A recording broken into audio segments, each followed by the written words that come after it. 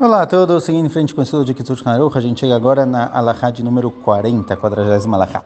Fala pra gente o Kitush Haruch. Tit shel raglo o minalav. Caso a pessoa esteja andando na rua e ele sujou o pé, sujou o sapato de barro, lama ou algo do tipo, algo que a gente viu que depois que ele secou é proibido raspar isso, porque na hora que raspa ele é moído, então não pode fazer isso no Shabat. O que ele faz? E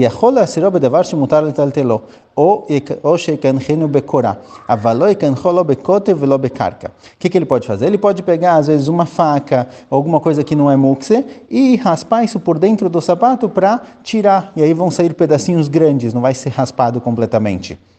Ou usar uma madeira, ou algo do tipo fazer isso, uma viga, mas não pode raspar ele na parede, ou raspar ele no chão, porque isso daqui acaba mitporer, certo? A gente está tratando aqui num caso em que isso daqui, o barro, ou o que seja, já está seco, e aí quando limpa ele, ele se desfaz em pedacinhos muito pequenos, mas se está úmido ainda, não tem problema tirar.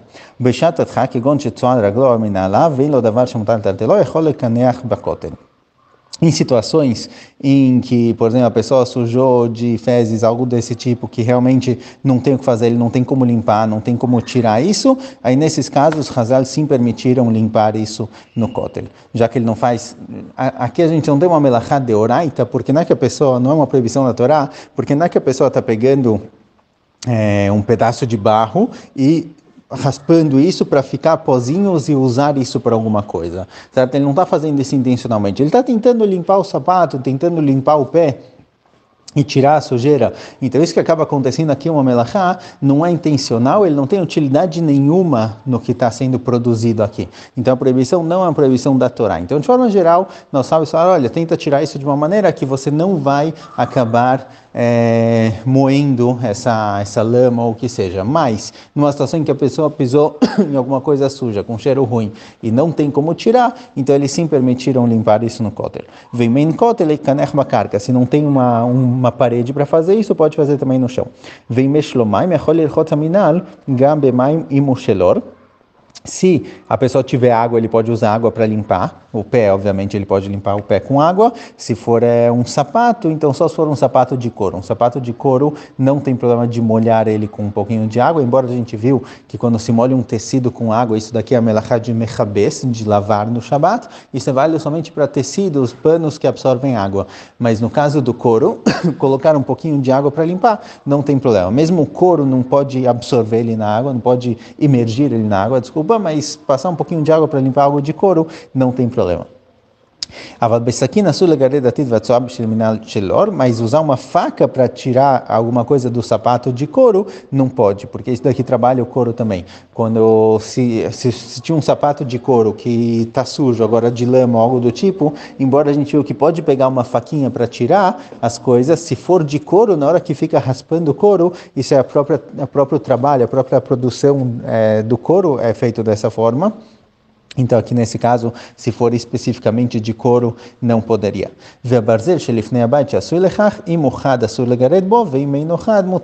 Ele traz aqui que muita gente tinha na entrada da casa um pedaço de ferro que ficava lá justamente para isso. Tipo, a gente tem o tapete para passar o pé, para limpar o sapato antes de entrar na casa. Eles tinham algo parecido que servia para quando estava sujo de lama. Então, fala que depende se é muito afiado. Se for muito afiado, e aí isso vai realmente trabalhar o couro, aí é proibido, mas se não, é permitido. Alahá 41,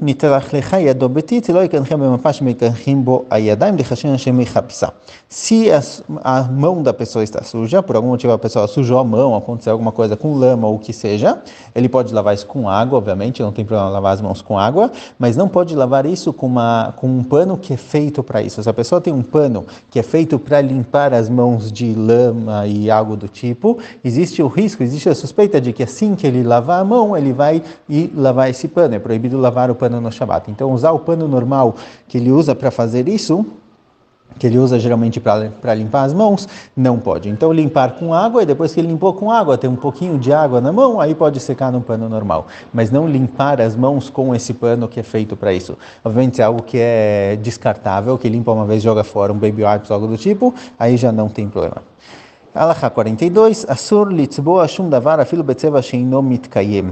Tem outra proibição no Shabat, que é com relação a tzvia, a pintar. Igual no Mishkan, eles pintavam os tecidos que eram usados no Mishkan, os tecidos das cortinas, etc., também é proibido pintar no Shabat.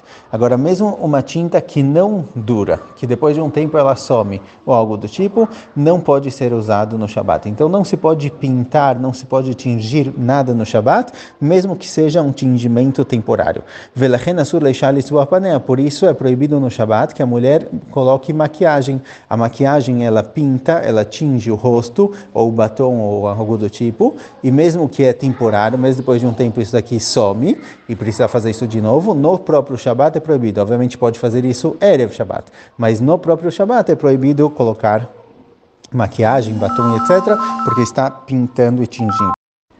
ויש להיזהר כשידיו צבועות מפירות שאכל שלא ייגע בבגדו מפני שצובו וכן דם חותמו ודם מכתו לא יקנח במפה. Traz aqui que o se as mãos da pessoa estão sujas, a pessoa comeu, por exemplo, morango, que deixou a mão vermelha, a mão suja, não limpar as mãos num pano, algo do tipo, se for um pano branco, por exemplo, porque ele vai acabar atingindo, ele está pintando aquele pano de vermelho. Embora tenha um posquim que digam que não tem problema, já que a intenção da pessoa aqui não é limpar o pano, não é tingir o pelo contrário, ele está sujando, ele está estragando o pano. Então, muitos posquim escrevem que não tem problema. Se a mão da pessoa está suja, mesmo de tinta ou algo do tipo, pode limpar em qualquer pano. Ou se o nariz da pessoa está sangrando, por exemplo, não tem problema colocar um pano branco para estancar o sangue, mesmo que a priori agora o pano vai ficar tingido, vai ficar vermelho. Mesmo assim, a intenção da pessoa aqui não é tingir. Isso daqui é um tipo de sujeira.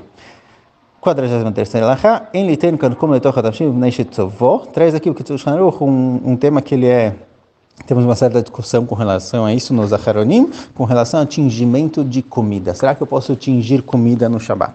Então, sabe o Kitzur Shulchan Aruch, eu não posso colocar karkom. Karkom é um tipo de tempero de cor amarela, açafrão, se não me engano, em português, que tinge a comida, faz com que ela fique com uma cor forte, uma cor amarela. Então traz aqui o nome do Rei Adam, que não se pode fazer isso no Shabat. No Shabat eu não posso colocar açafrão, carcom, justamente para tingir a comida. Porém, outros postim, o Primegadim, assim traz Mishnah Berurah também, dizem que não tem problema de tingir alimentos no Shabat. Não tem problema, a proibição de tingir no Shabat é tingir tecidos, ou pintar a parede, ou algo do tipo. Mas em alimentos não tem esse problema.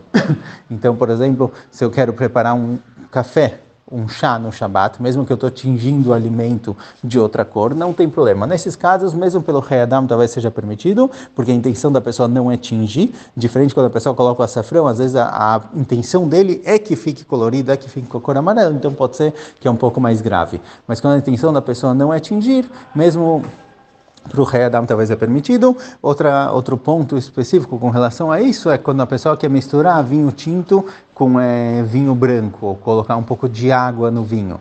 Então tem posquim que escrevem que é melhor colocar o vinho branco no vinho tinto, ou seja, colocar primeiro no copo o vinho tinto e acrescentar o vinho branco, porque ele não muda de cor. Vai ficar um pouquinho mais claro, mas não tem uma mudança total da cor. Mas se a pessoa fizer o contrário, colocar o vinho branco e acrescentar um pouquinho de vinho tinto para mudar a cor, já que ele está intencionalmente mudando e tingindo o vinho, então tem posquim que sabem que não se deve fazer isso, mas de novo tem outros posquim que falam que não tem problema de tingir comida, então de qualquer jeito seria permitido.